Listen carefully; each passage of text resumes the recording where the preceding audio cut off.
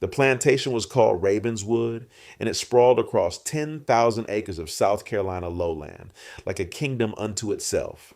It was situated in Charleston County, roughly 30 miles inland from the coast, in a region where the summer heat was oppressive and the mosquitoes carried disease that could kill a person in days.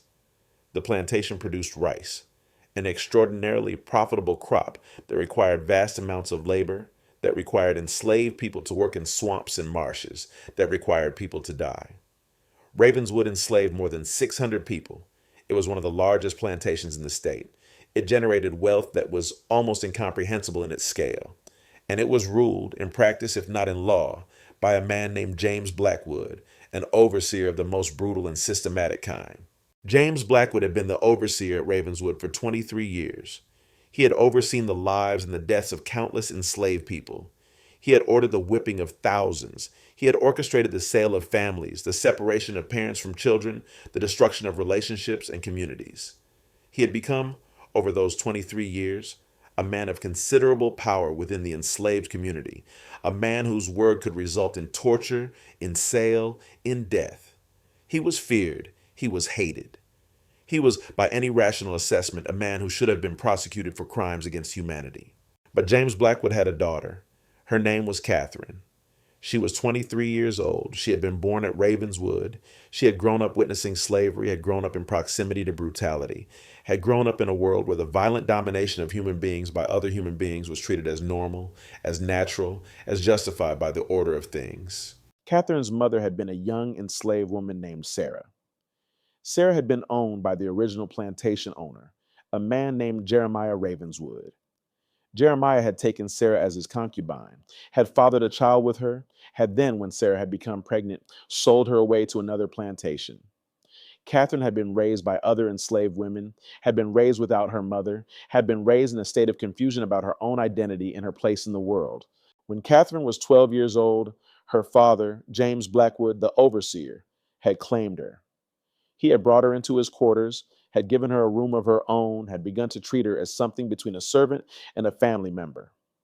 He had told her that she was special, that she was different from the other enslaved people on the plantation, that she had opportunities that they did not have. He had given her an education of sorts, had taught her to read and write, had taught her to keep records, had taught her to understand the mechanisms by which Ravenswood Plantation operated. Catherine had believed what her father told her. She had believed that she was special. She had believed that her mixed race heritage gave her a status that transcended the ordinary conditions of slavery. She had believed that her father cared for her, that he valued her, that she had found a kind of safety and privilege within the brutal world of slavery. She had been spectacularly, devastatingly wrong. In the spring of 1840, when Catherine was 23 years old, something happened that would shatter her entire understanding of her life, her father, and her place in the world. Her father, James Blackwood, had become ill.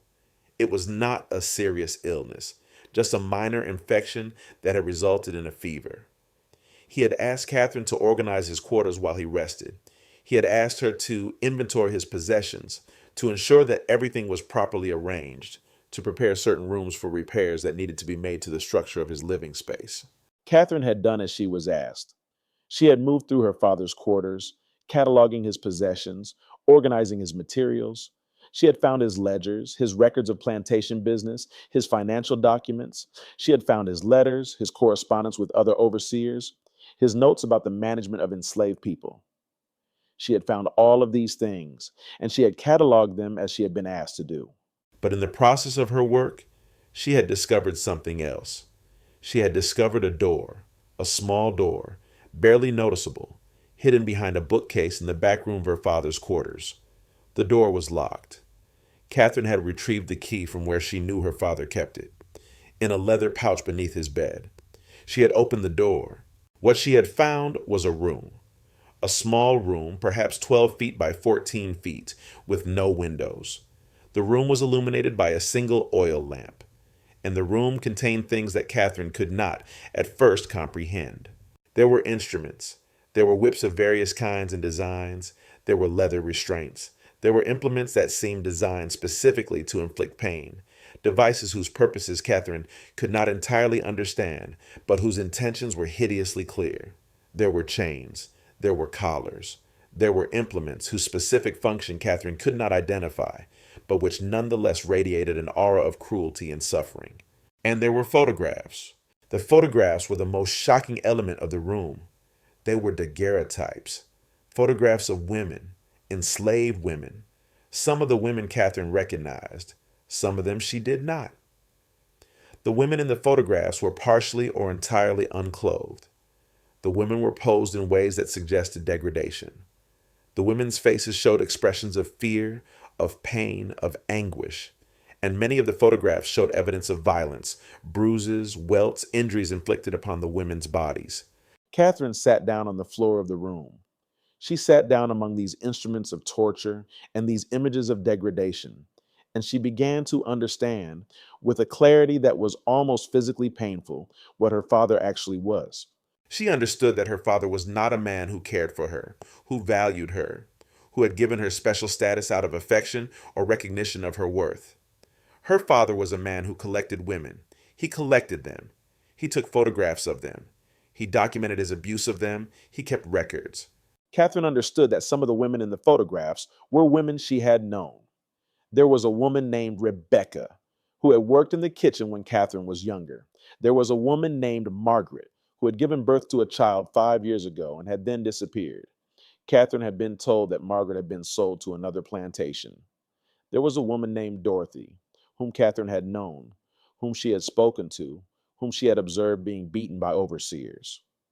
There was a woman named Lydia, who had been Catherine's closest friend among the enslaved women at Ravenswood, and there were multiple photographs of Lydia in various states of degradation and injury. Catherine began to look more carefully at the room. She began to look at what was written on the walls. There were names, there were dates, there were notations. Her father had documented his abuse. He had made records. He had kept track of the women, of what he had done to them, of the outcomes of his violence. She found a ledger, a large leather-bound book filled with handwriting that she recognized as her father's handwriting. She opened it. The first entry was dated 1823, 17 years ago. It read, Rebecca, age 17, enslaved female, assigned to kitchen duties. Subject acquired for purposes of private use. Subjected to initial discipline to establish compliance. Response, extreme resistance. Remedy, increased discipline. Subject eventually complied. Duration of usefulness, 8 months. Outcome, subject became pregnant. Decision made to transfer to alternative location to eliminate complication. Catherine continued reading. Entry after entry documented her father's abuse of enslaved women. The entries were clinical, detached, written in the tone of a man recording scientific observations. The entries documented specific acts. The entries documented the women's responses. The entries documented her father's assessments of the women's compliance or resistance. The entries documented the outcomes of the relationships, where the women had been sold, whether they had become pregnant, what had happened to them after her father had finished with them. By the time Catherine had finished reading the first 50 pages of the ledger, she had identified 23 women who had been abused by her father over the span of 17 years. Some of the women had become pregnant. Some of the women had been sold. Some of the women had simply disappeared from the ledger's documentation, suggesting that their fates had been sealed in ways that her father did not see fit to record. Catherine found a section of the ledger that was titled Current Acquisitions. This section documented women who were currently enslaved at Ravenswood. There were 5 names. One of them was Lydia, Catherine's closest friend, a woman she had known since they were both children. The ledger indicated that her father had begun the process of acquisition 6 months ago. The ledger documented what he had done to her.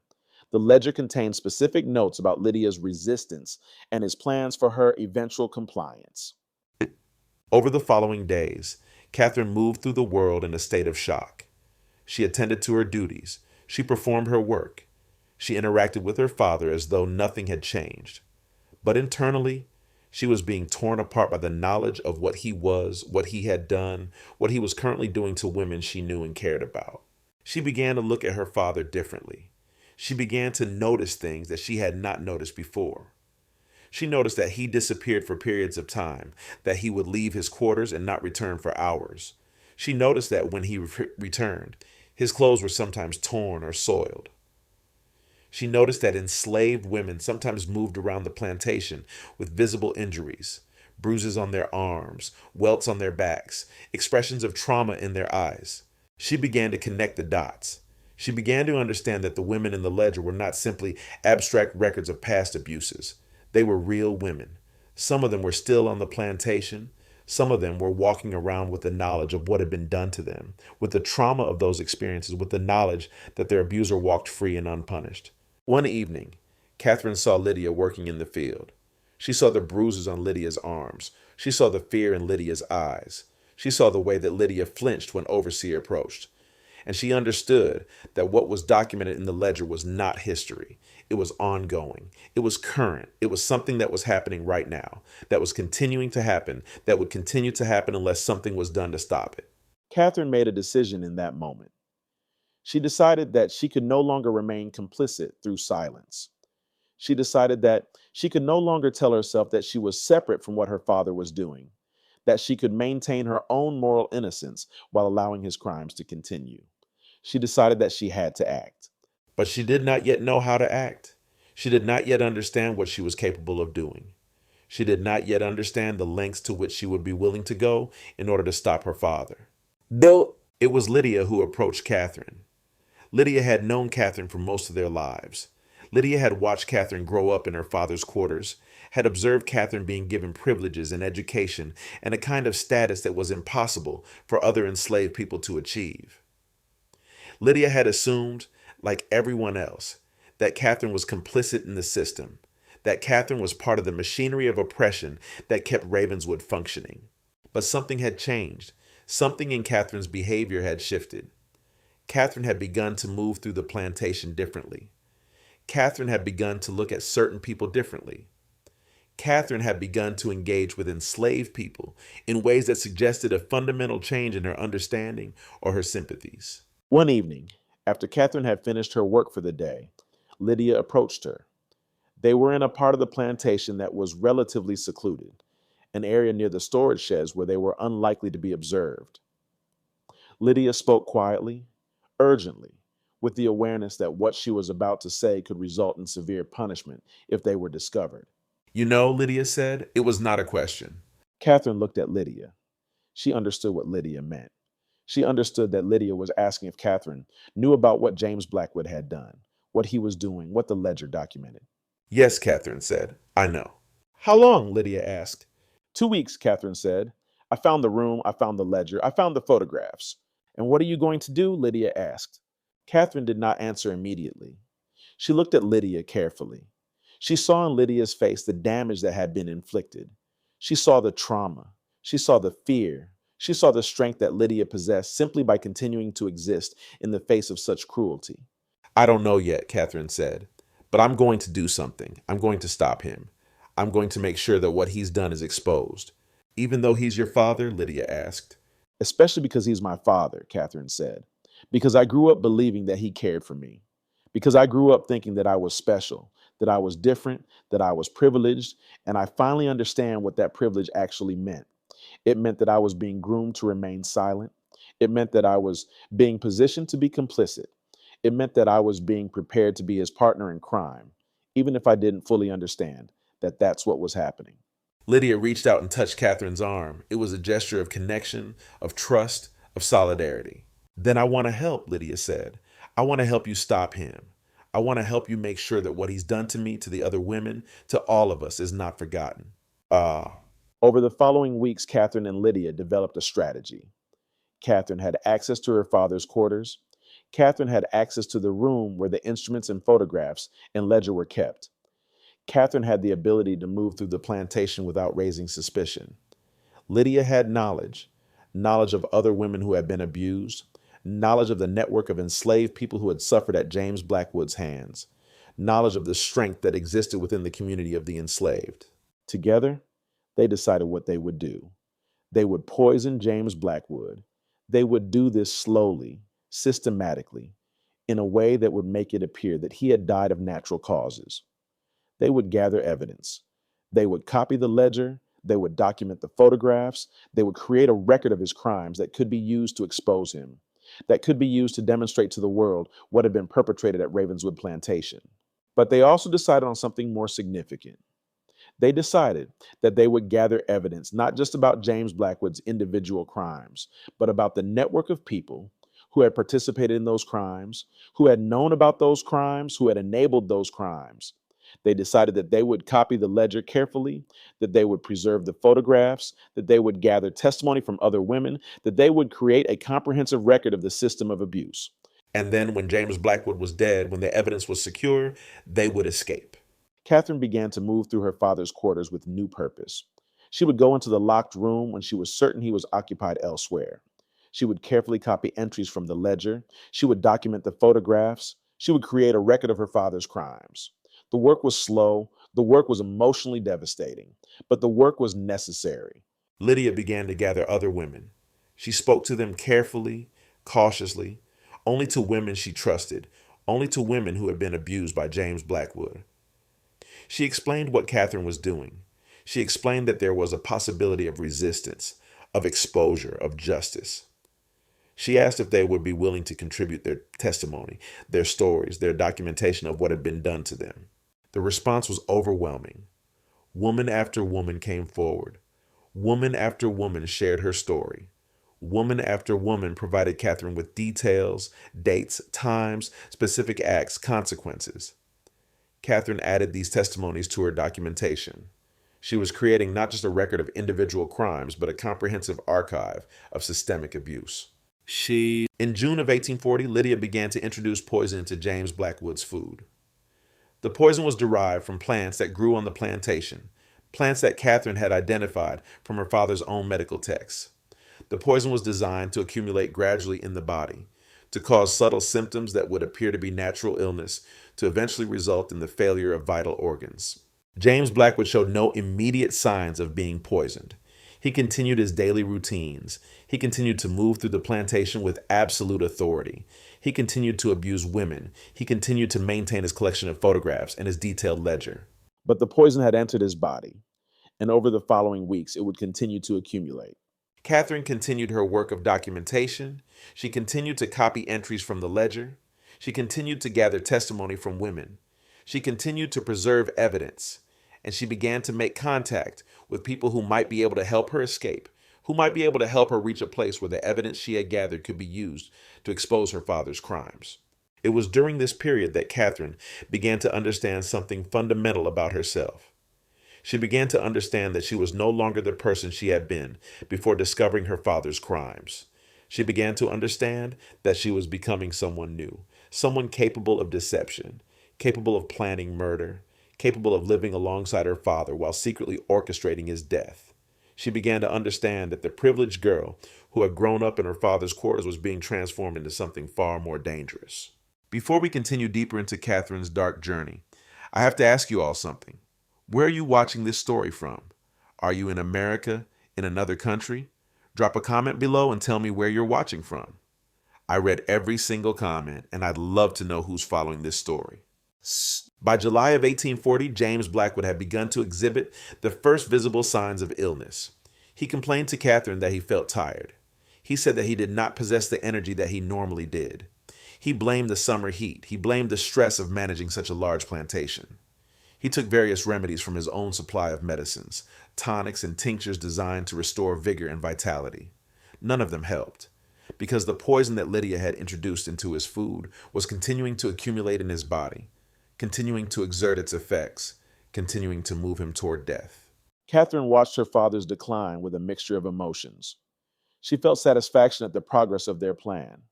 She felt fear at the possibility of discovery. She felt something else as well, something more complicated, a kind of grief at the destruction of the image of her father that she had carried with her for so long. Even knowing what he was, even having seen the evidence of his crimes, part of her still mourned the loss of the father she had believed him to be. By the end of July, James Blackwood's condition had deteriorated significantly. He was experiencing persistent chest pain. His breathing had become labored. He moved through the plantation with visible difficulty. He had become irritable and short-tempered, snapping at overseers and enslaved people alike. His appearance had changed. His face had become gaunt. His skin had taken on a sickly pallor. His eyes had lost some of their characteristic hardness. The plantation physician was called. His name was Dr. William Curtis, a man of perhaps 50 years who had built his medical practice primarily on treating the planter elite and their families. Dr. Curtis examined James Blackwood carefully. He listened to his heart with a stethoscope. He checked his pulse. He took his temperature. He asked detailed questions about James Blackwood's symptoms and his medical history. After completing his examination, Dr. Curtis sat down across from James Blackwood and Catherine, who had been present during the examination, and delivered his assessment. Your heart is failing, Dr. Curtis said bluntly. The organ is showing signs of severe strain and degradation. Whether this is the result of age, of stress, of some underlying cardiac condition, or of some disease process that I cannot entirely identify. I cannot say with certainty, but the damage is significant. Your pulse is irregular. Your breathing is labored. Your heart is not functioning as it should. James Blackwood's face went pale. He had never been seriously ill in his life. He had always possessed robust health. The idea that his body was betraying him, that his heart was failing, that his death might be approaching, these thoughts seemed impossible to him. What is the treatment? James Blackwood asked, his voice shaking slightly. Rest, Dr. Curtis said. Complete bed rest. I recommend that you reduce all activity. I recommend that you reduce your consumption of rich foods, of alcohol, of anything that would stress your body. I will prepare a tonic that may provide some relief. But I must be honest with you, Mr. Blackwood. At your age, with your condition, the prognosis is not favorable. Your heart may be permanently damaged. Your life expectancy has been reduced. After Dr. Curtis left, Catherine remained in the room with her father. James Blackwood sat on the edge of his bed, his shoulders hunched, his expression showing a man confronting his own mortality for perhaps the first time in his life. Catherine, he said finally, if something were to happen to me, if I were to die, I want you to understand something. I want you to understand that everything I have done, all of it, has been for the purpose of building something, building power, building wealth, building a legacy. Catherine said nothing. She simply looked at her father and waited for him to continue. I know that I am not a conventional father, James Blackwood continued. I know that my methods are unconventional. But I have done what I have done because this is a world that demands power in order to survive. This is a world that punishes weakness. This is a world that rewards cruelty and strategic thinking. And I wanted you to be strong. I wanted you to be able to survive in such a world. Catherine felt a surge of rage rise within her. She felt the impulse to tell her father what she knew, to confront him with the evidence of his crimes, to express her absolute revulsion at what he was and what he had done. But she controlled this impulse. She maintained her composure. She recognized that they were approaching a critical juncture in their plan, and that any loss of control could jeopardize everything. I understand, Catherine said quietly. You have always done what you thought was necessary. Exactly, James Blackwood said. You do understand. I knew you would. That is why I have always thought of you as different from the other people on this plantation. That is why I have invested in your education, in your development, because I recognized in you the capacity to do what needed to be done, regardless of the moral complications. Catherine left her father's room and made her way to her own quarters. She found Lydia waiting for her there. The risk of being discovered was significant. If anyone had seen Lydia entering Catherine's private rooms, questions would have been raised. But the urgency of the situation necessitated the risk. How much longer? Lydia asked quietly. Not long, Catherine said. Dr. Curtis says his heart is failing. The poison has done its work. I would estimate perhaps 2 or 3 weeks, no more than that. And the evidence? Lydia asked. Are you finished copying the ledger? Nearly, Catherine said. I have documented everything. I have the photographs. I have your testimonies and the testimonies of the other women. I have created a comprehensive record of his crimes. All that remains is to ensure that this evidence reaches people who can use it. There are people, Lydia said, people who can help us escape, people who are part of a network of formerly enslaved people and sympathetic whites who are working to help enslaved people reach the North. I have made contact with some of them. When your father dies, when it appears to be natural causes, we will be able to leave. We will be able to bring the evidence with us. We will be able to ensure that his crimes are exposed. Catherine nodded slowly. She understood what was about to happen. She understood that in a matter of weeks, her father would be dead. She understood that she would have played a direct role in causing his death. She understood that there would be no going back, that her life would be forever changed, that she would become a fugitive, that she would have to leave behind everything she had known. But she also understood that this was necessary. She understood that James Blackwood was a systematic abuser, that his crimes would continue unless something was done to stop him, that the women under his power would continue to suffer unless she acted. On August 8th, 1840, something unexpected happened. One of the other overseers at Ravenswood, a man named Thomas Harriman, became curious about James Blackwood's sudden illness. Thomas Harriman was approximately the same age as James Blackwood, and the two men had been colleagues for many years. They had spent countless evenings together, sharing drinks, sharing stories about the management of enslaved people, sharing a kind of camaraderie that existed among men engaged in similar work. Thomas Harriman decided to visit James Blackwood to inquire about his health and to discuss matters of plantation business that could not wait for James Blackwood's recovery. He went to James Blackwood's quarters in the late afternoon. He found Catherine attending to her father. Catherine excused herself and left the room to give the two men privacy. While Catherine was gone, while Thomas Harriman and James Blackwood were engaged in conversation, Thomas noticed something. He noticed that there was a door in the back room of James Blackwood's quarters, a door that seemed odd, that seemed to serve no obvious purpose, that seemed designed to be hidden.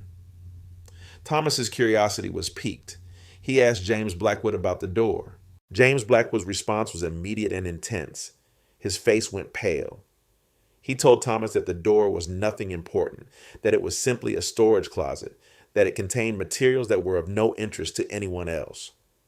Thomas, sensing that he had touched upon something sensitive, accepted this explanation and let the matter drop. But he left Ravenswood that evening with his curiosity unsatisfied. That night, Thomas Harriman returned to James Blackwood's quarters. He waited until the house was dark, until everyone was asleep. He retrieved the key to James Blackwood's quarters from a hiding place that he knew about, a place where James Blackwood kept spare keys. He let himself into the quarters. He made his way to the back room. He opened the hidden door. What Thomas Harriman found shocked even a man as accustomed to cruelty as he was. He found the room of torture. He found the instruments. He found the photographs. He found the ledger documenting years of systematic rape and abuse. Thomas Harriman spent perhaps an hour in that room. He examined the instruments. He looked at the photographs. He read through the ledger. He understood with absolute clarity what his colleague had been doing. And then he made a decision. Thomas Harriman was not a good man. He was, by any objective standard, a perpetrator of great evil. But he understood in that moment that what James Blackwood had done transcended even the brutality that was normalized at Ravenswood Plantation. He understood that James Blackwood's activities were secret, were hidden, were not part of the official mechanism of the plantation. And he understood that such secrets could become dangerous. Such secrets could result in investigations. Such secrets could result in legal complications. Such secrets were not in Thomas Harriman's interest to protect. Thomas Harriman carefully photographed several pages of the ledger using a small daguerreotype camera that he kept in his own quarters. He documented several of the photographs. He gathered evidence, and then he left James Blackwood's quarters exactly as he had found them. The next morning, Thomas Harriman wrote a letter. He addressed it to the plantation owner, a man named Edward Ravenswood, who was the great-nephew of the original plantation founder and who lived in Charleston. Thomas Harriman described what he had found. He included the photographs. He included copies of the ledger entries. He included a recommendation that James Blackwood be removed from his position immediately, that an investigation be conducted, that measures be taken to ensure that no further abuses occurred. Thomas Harriman did this not out of moral conviction, not out of concern for the enslaved women who had been victimized, but out of self-preservation. He understood that if these activities continued, if they eventually became public, if the plantation became associated with such scandals, it could damage the reputation of everyone associated with Ravenswood. He wanted to protect his own position by ensuring that the problem was addressed decisively. On August 10th, Edward Ravenswood arrived at Ravenswood Plantation unexpectedly. He was accompanied by an attorney. He summoned James Blackwood to a private meeting. Catherine was not present at this meeting, but she heard about it afterward. Heard that James Blackwood had been confronted with evidence of his crimes. Heard that he had been given an ultimatum: resign his position immediately and leave the plantation or face legal prosecution. James Blackwood chose to resign. On August 11th, he began to pack his possessions. He prepared to leave Ravenswood Plantation. Catherine watched her father's preparations with a complex mixture of emotions. The plan that she and Lydia had been executing for months, the slow poisoning, the gradual accumulation of toxins in his body, the waiting for his heart to finally fail, this plan was now rendered unnecessary. Her father was leaving. He would face no legal consequences for his crimes. He would escape to another region, probably, and would begin again. He would continue his pattern of abuse under a new identity in a new location. Catherine made a decision. She decided that she could not allow her father to escape. She decided that the poison that had been accumulating in his body would have to complete its work. She decided that she could not trust to legal systems to hold him accountable, could not trust to formal mechanisms of justice to address his crimes. She decided that she had to act. On the evening before her father was scheduled to leave Ravenswood, Catherine prepared his dinner herself. She had prepared his meals on many occasions before, but never with the specific intention of accelerating his death. Tonight, however, she added to his food a concentrated dose of the poison that Lydia had been preparing. She added enough toxin to ensure that his heart would not simply fail gradually, but would fail catastrophically, within days rather than weeks. James Blackwood ate the dinner that Catherine had prepared. He did not notice anything unusual about it. He did not suspect that his daughter had just given him a lethal dose of poison. He simply ate and then retired to his quarters for the evening. That night, James Blackwood experienced severe chest pain. He called for Catherine. Catherine came to his bedside and stayed with him throughout the night. She held his hand. She brought him water. She maintained the appearance of a devoted daughter caring for her dying father. And in the early hours of the morning, as the sun was just beginning to rise over Ravenswood Plantation, James Blackwood's heart finally gave out. His breathing became shallow. His pulse became irregular. And then it stopped. James Blackwood, overseer, abuser, documentarian of his own crimes, was dead. Duh. Catherine did not allow herself to grieve. She did not allow herself to contemplate what she had done. She immediately moved into action. She went to her father's quarters. She retrieved the ledger from the hidden room. She gathered the photographs. She collected all of the evidence that her father had accumulated. And she gathered the documentation that she herself had created. The copies of the ledger entries, the testimonies of the women, the comprehensive record of her father's crimes. She wrapped all of this material in waterproof cloth and placed it in a leather satchel. She then made her way to meet with Lydia. The plan had been prepared. They had contacts. They had a route north.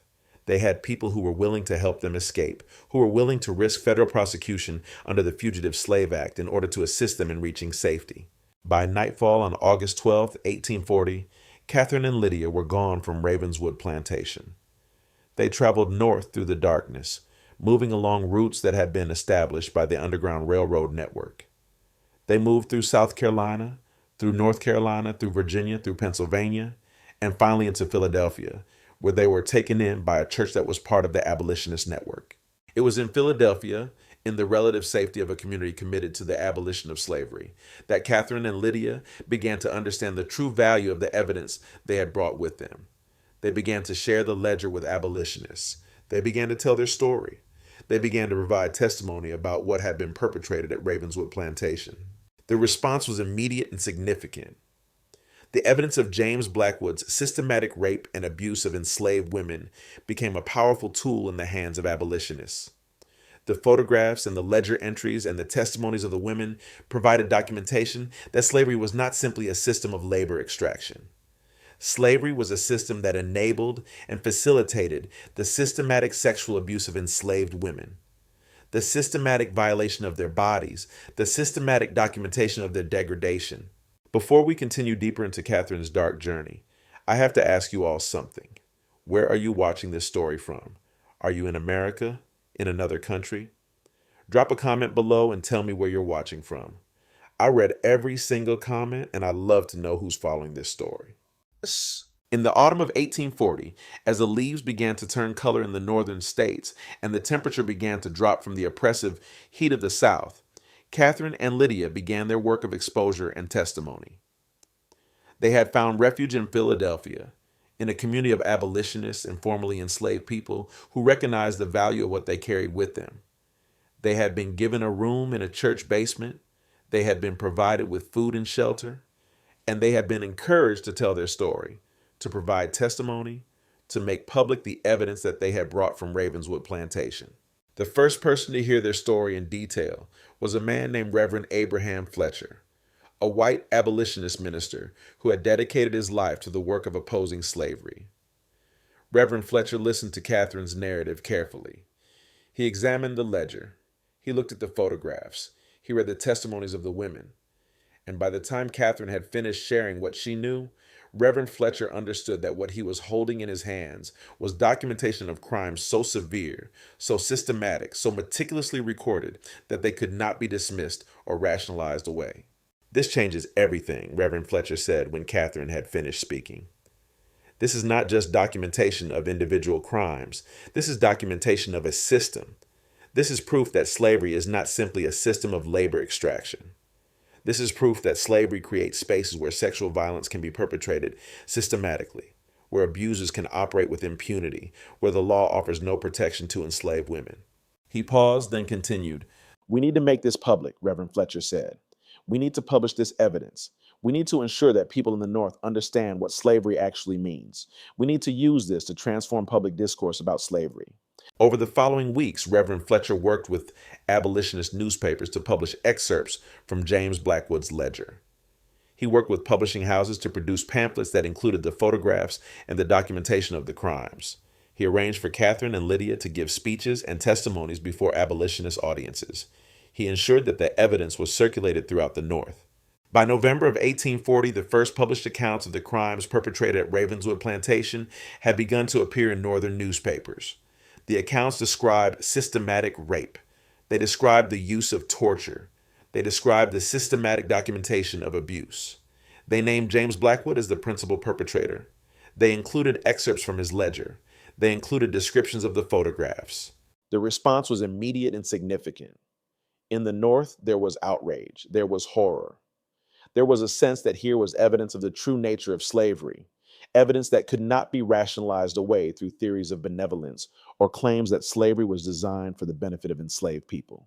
Here was a man, James Blackwood, who had been educated, who had been respected in his community, who had been considered a capable manager of enslaved labor, and he was also a systematic rapist, a perpetrator of torture, a man who had documented his own crimes with meticulous precision. In the South, there was different response. There was denial. There was anger.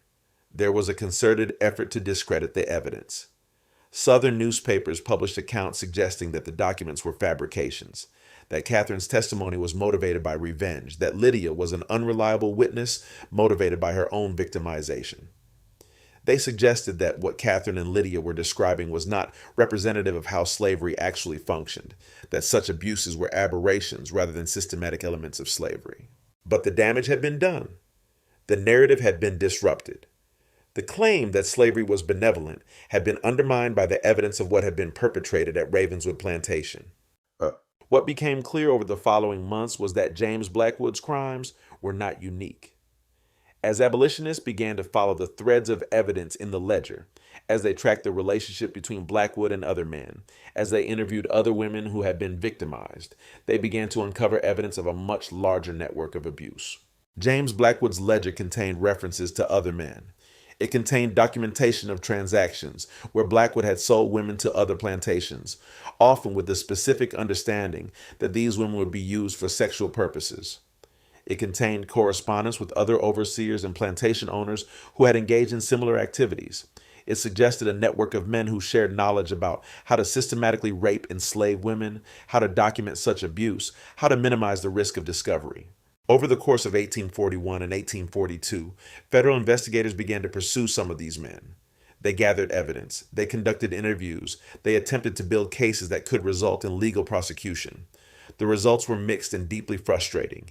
Some men were indicted. Most were eventually acquitted or faced only minimal legal consequences. The legal system, after all, was controlled by men who benefited from slavery and who had little interest in genuinely holding their peers accountable for crimes against enslaved women. But what could not be denied was that a network had been exposed. What could not be denied was that the systematic nature of the sexual abuse of enslaved women had been documented and made public. What could not be denied was that Catherine's testimony and the evidence she had brought from Ravenswood had contributed to a fundamental shift in how Northerners understood slavery. The Ravenswood evidence became central to the abolitionist movement's case against slavery. It was used in speeches, it was published in newspapers and in books, it was discussed in lecture halls and in churches and in political meetings. It contributed to the growing conviction among Northerners that slavery was not simply a regional economic institution, but a moral catastrophe that involved systematic violence against enslaved women. In the years following her escape from Ravenswood, Catherine became one of the most prominent voices in the abolitionist movement. She gave speeches, she wrote letters to newspapers, she published a detailed account of her experiences, she worked with abolitionist organizations to develop educational materials about the sexual dimensions of slavery. Her testimony was always powerful, always moving, always challenging to Northern audiences who wanted to maintain comfortable distance from slavery's realities. She did not present herself as a hero. She did not present herself as a victim. She presented herself as someone who had been complicit in a system of evil, who had been groomed to remain silent, who had eventually been forced to confront the true nature of the system in which she lived, and who had made the difficult decision to resist through the only means available to her. In one particularly moving speech delivered to an audience in Boston in 1843, Catherine said, "I was born into slavery. I was born into a world where the systematic violation of enslaved women was treated as normal, as natural, as justified. I was born as a mixed race child, the daughter of an overseer and an enslaved mother. And I was given certain privileges. I was given education. I was given a room of my own. I was given status. And I was told that these privileges made me special, made me different, made me safe. But what I eventually understood was that these privileges were not gifts. They were chains. They were designed to bind me to complicity, to ensure that I would not question the system, to ensure that I would not resist. My father was not showing me kindness when he educated me. He was preparing me to be complicit in his crimes. When I discovered what my father had done, when I saw the evidence of his abuse, when I understood the scope and the scale of his crimes, I was faced with a choice. I could remain silent. I could tell myself that I was powerless, that I had no responsibility, that I was simply a victim of circumstances beyond my control, or I could act.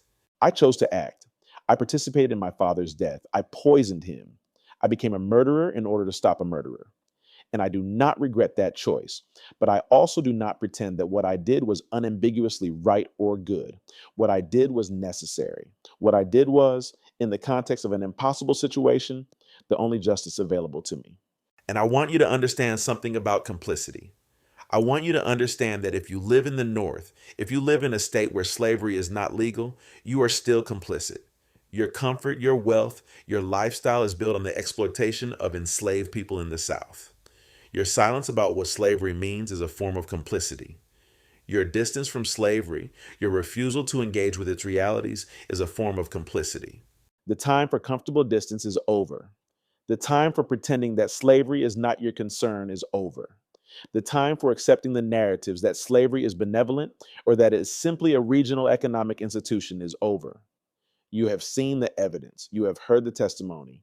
You understand now what slavery really means. And you have to decide, are you going to continue to be complicit or are you going to act? Her words resonated deeply with abolitionist audiences. They challenged the comfort that Northern audiences wanted to take in their opposition to slavery. They made clear that opposition to slavery was not enough, that systemic evil required responses that transcended legal channels, that sometimes resistance required becoming capable of terrible things. In 1850, the Fugitive Slave Act was strengthened through new legislation. The act made it illegal for northern states to refuse to cooperate with slave catchers attempting to recapture enslaved people who had escaped to the north. The act was designed to strengthen slavery's legal foundations, to make it clear that the North would be complicit in the recapture of fugitives. The Ravenswood evidence became central to the abolitionist response to this strengthened act. The evidence made clear that the question was not simply about the rights of slaveholders to recapture their property. The question was about the systematic violence perpetrated by slavery, the systematic violation of enslaved women's bodies, the systematic commission of acts that would be considered crimes if perpetrated against any human being other than enslaved people.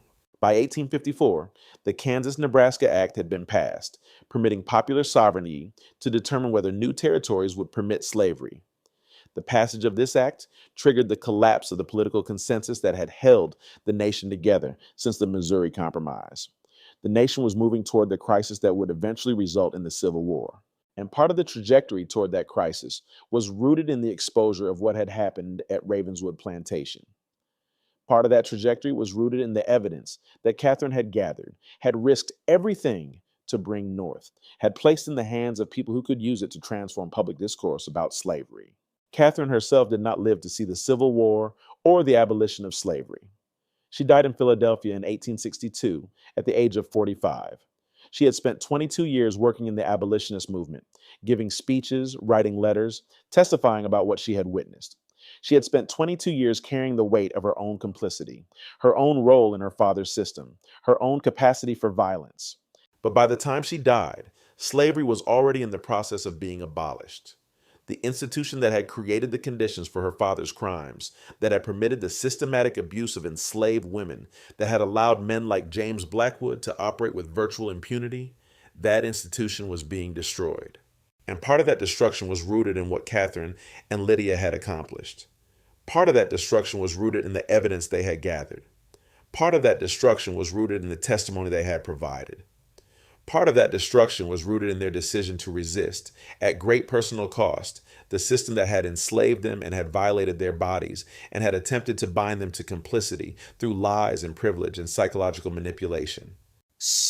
The ledger that James Blackwood had kept at Ravenswood Plantation, the ledger that Catherine had copied and protected and brought north, eventually became part of the historical record. The evidence was preserved in archives. It was studied by historians. It became documentation of one of slavery's most brutal dimensions, the systematic sexual violence perpetrated against enslaved women, the way that slavery enabled and facilitated rape and torture, the way that such crimes were perpetrated by men of status and authority and were met with minimal legal consequences. The photographs that Blackwood had taken were also preserved. These photographs became some of the most powerful visual documentation of slavery's brutality. They challenged the narratives that slavery was benevolent. They forced viewers to confront the reality of what slavery meant in practice, not in theory. The story of Catherine and Lydia, of their conspiracy, of their decision to poison Catherine's father, of their escape and their testimony, became legendary in abolitionist circles. It became proof that resistance was possible, that even those without conventional power could strike back against systems of oppression. That sometimes the only justice available was the justice that could be created through determination and courage and the willingness to live with the consequences of one's actions. In the decades following the Civil War and the abolition of slavery, as the nation attempted to reconstruct itself and as formerly enslaved people began to build lives as free people, the story of Ravenswood Plantation gradually faded from public consciousness. The evidence was preserved in archives, the testimony was recorded in books, but the immediate urgency that had made this story central to the abolitionist movement began to diminish. But among communities of formerly enslaved people, among the descendants of those who had been victimized by James Blackwood's abuse, among those who remembered the truth that Catherine and Lydia had exposed, the story persisted. It was told in whispered conversations. It was passed down through generations. It became a kind of folklore, a story about resistance, about the possibility of striking back against oppression, about the price that had to be paid for freedom. The story of Catherine and Lydia became proof that the enslaved were not passive, not accepting of their circumstances, not reconciled to their fate. The story became proof that resistance had occurred, that acts of rebellion had been perpetrated, that enslaved people and the children of slaveholders had found ways to fight back even when the odds seemed impossible. And the story became a reminder for all subsequent generations of what slavery had actually meant. Not an abstract institution, but a system of systematic violence that had violated enslaved women's bodies, that had enabled perpetrators to operate with virtual impunity, that had created spaces where some of humanity's greatest evils could flourish without restraint or consequence. The Ravenswood Ledger remains to this day one of the most powerful pieces of evidence about slavery's true nature. It remains a testimony to the crimes that were perpetrated. It remains a record of resistance and rebellion. It remains a reminder of what one woman, despite being raised as complicit in an evil system, despite being positioned to accept that complicity as natural and justified, despite being psychologically manipulated into silence, what one woman could accomplish when she decided that resistance was necessary. Catherine Blackwood did not consider herself a hero. She did not present herself as someone whose actions were unambiguously morally right. She presented herself as someone who had been complicit in a system of evil and who had eventually been forced to confront the true nature of that system and who had made the difficult decision to resist. She understood that her resistance had come at a terrible personal cost. She understood that it had transformed her forever. She understood that the work of justice and resistance and transformation would continue for far longer than any individual life. But she also understood that her actions, combined with the actions of Lydia and the other women who had been victimized by James Blackwood's abuse, had contributed to the eventual abolition of slavery. She understood that the evidence she had preserved, the testimony she had provided, had played a role in transforming public discourse about slavery and in contributing to the political trajectory that had eventually resulted in the destruction of the institution. And she understood that that was enough. That was her legacy. That was the meaning that she could find in the terrible choices she had been forced to make. This has been the complete story of the overseer's daughter, the story of Catherine and Lydia, of family betrayal and systematic abuse, of the desperate choices that people have had to make in the face of impossible circumstances. The evidence they gathered transformed history. The testimony they provided changed public discourse. The courage they demonstrated became legendary. Make sure you're subscribed for more stories like this. Stories of resistance, of darkness, of the terrible choices that people have had to make in the face of impossible circumstances. Turn on your notifications so you don't miss the next story.